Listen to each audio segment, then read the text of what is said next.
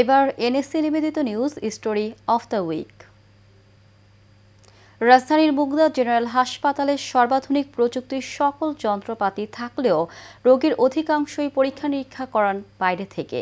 অভিযোগ রয়েছে, দালাল চক্রের সক্রিয় সদস্যরা রোগীর স্বজনদের কৌশলে মুগদা জেনারেল হাসপাতালের উল্টো পাশে ব্যাঙের ছাতার মতো গড়ে ওঠা বেসরকারি ডায়াগনস্টিক সেন্টারগুলোতে নিয়ে যান।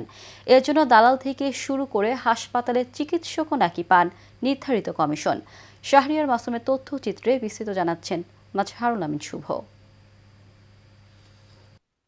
রাজধানীর মুগদা জেনারেল হাসপাতালের আশেপাশেই গড়ে উঠেছে বেশ কটি বেসরকারি ডায়াগনস্টিক সেন্টার, যেখানে খরচ বেশি হলেও বিভিন্ন পরীক্ষার জন্য ভিড় জমাচ্ছেন রোগীরা। মুগদা জেনারেল হাসপাতালে সর্বাধুনিক প্রযুক্তির প্রায় সকল যন্ত্রপাতি থাকলেও পরীক্ষার জন্য রোগীদের বাইরে ছোটাছুটির কারণ জানতে চাইলে তারা তুলে ধরেন নানান অভিযোগ। দুটো টেস্ট দিচ্ছে, একটা সিবিসি আর সিআরপি। সিবিসি এখানে হয়, তো রিপোর্ট আজকে দিতে পারবো না, সেজন্য আমি ইমিডিয়েটলি বাইরে থেকে করাই যাচ্ছি। ভোর 4টা বাজে সিরিয়াল ধরতে হয়, 4টা বাজে সিরিয়াল আমার পক্ষে সম্ভব না। 4টা বাজে সিরিয়াল ধরা বাইরে আমার কার্য মানে আমি বাইরে করতে হবে। টেস্ট করতে করতে আমি সিরিয়াল নাও পাইতে পারি, কারণ একটা তো সময়সীমা থাকে, তো এই কারণে আমি করাই ফেলছি। মুগদা থেকে আপনার ওই একটা দিয়ে রক্তটা হবে বলছিল, তো আমি রক্তটা আর করিনি, বলছি ওরা আবু বললো যে সবটা এক জায়গায় করি। তা ওই আপনার স্পারমাটারি টেস্টটা ওটা পদ্মায় ছাড়া হয় না, তাই ওখানে করাইছি। বাইরে থেকে কোনো টেস্ট দেয় নাই, শুধু এখান থেকেই দিছে। যেটা আমার সমস্যা ছিল পিএনসি, এটাই দিছে।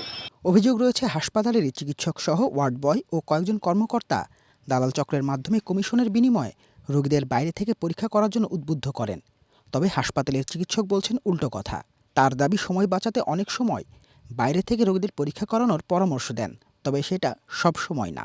আমরা যেগুলা এখানে হয় না সেগুলা তো যখন ইমার্জেন্সি লাগে তখন রোগীদের বলে দেই যে আপনারা যেখানে ভালো পান সেখানে করবেন, ঠিক আছে, বলে দিই। যখন আমরা দেখি এখানে হয় না, তখন আগে আমরা দেখি আমাদের সরকারিতে হয় কিনা। এ সময় নিজের রাজনৈতিক পরিচয় তুলে ধরেন এই চিকিৎসক। আমার মনে হয় পলিটিক্যাল ব্যাকগ্রাউন্ডটা মনে আপনি জানেন না। আমি একটু বলি, আমি আছি মহানগর দক্ষিণ ছাত্র দলের। এখন বর্তমানে আমি ড্যাবের অর্গানাইজিং সেক্রেটারি এখানকার। যদিও এই চিকিৎসক 2023 সালে মেডিকেলের ভর্তি পরীক্ষার প্রশ্নপত্র ফাঁস চক্রের সঙ্গে জড়িত থাকার অভিযোগে গ্রেপ্তার হন। সেই সময় আইনশৃঙ্খলা বাহিনী জানায়, প্রশ্ন ফাঁসের মাধ্যমে শোভন বিপুল পরিমাণ সম্পদের মালিক হয়েছেন। তিনি 2015 সালেও র্যাবের হাতে গ্রেপ্তার হয়েছিলেন। মাজহারুল আমিন শুভ, এশিয়ান টেলিভিশন।